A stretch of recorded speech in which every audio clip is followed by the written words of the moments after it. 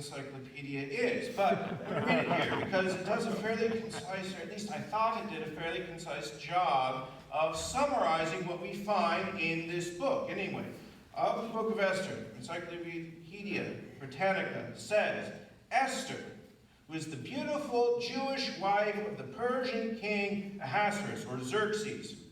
Esther and her cousin Mordecai persuade the king to retract an order for the general annihilation of the Jews throughout the empire. The massacre had been plotted by the king's chief minister, Haman, and the date decided by casting lots, or basically rolling dice. And instead, Haman was hanged on the gallows he built for Mordecai, and on the day planned for their annihilation, the Jews destroyed their enemies. Now, again, that's really not a terrible summary of the book. I mean, if you're going to do 3 sentences, that's not bad. Indeed, though, if you had asked me, or read this summary to me about 2 months ago, I would have said that summary was absolutely spot on with regard to what the book is about. And I've read, I'd say 3 or 4 times I've read through this book. So I would have said that summary was spot on, and yet it was only really in about the last 2 weeks, again, going through our Bible study, that I realized that something wasn't quite right, not just with this particular summary of the book, but with my own understanding of the book. And the thing that I realized wasn't right, and that I had wrong, is that Xerxes, we see this in this morning's text, Xerxes never actually retracts the edict. He never actually revokes the law. And we see in verses 3 and 5, Esther makes 2 references to Esther wanting Xerxes to revoke the law. In verse 3 we read, she fell at his feet and wept and pleaded with him to avert the evil plan of Haman that he had devised against the Jews. And then in verse 5 we again see what she specifically says to him.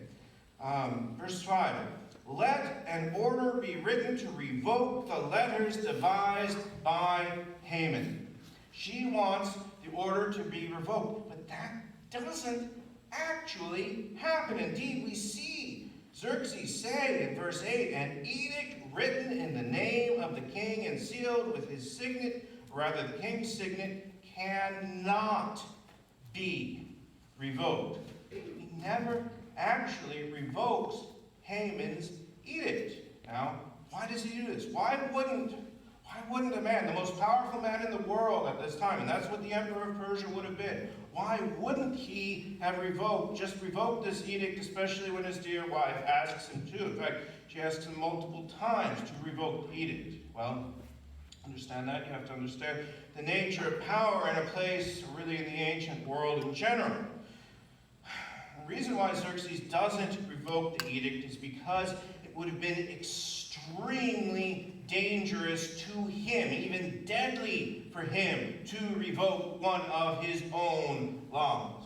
You see, my friends, revoking a law in a place like the Persian Empire was tantamount to Xerxes admitting that he had done something wrong, that he had made an error. And admitting that he made an error was a sign of weakness, and signs of weakness for, again, a man like Xerxes were potentially deadly. Yes, Xerxes was, at that time, the most powerful man in the world, but being the most powerful man in the ancient world was it was not a safe place to be. Yes, he had thousands of bureaucrats and generals and soldiers and aristocrats surrounding him in the palace, and they all feared him greatly. But at the same time, many of those people who surrounded him would also stab him in the back if they thought they could get away from him. In fact, that's eventually how Xerxes died.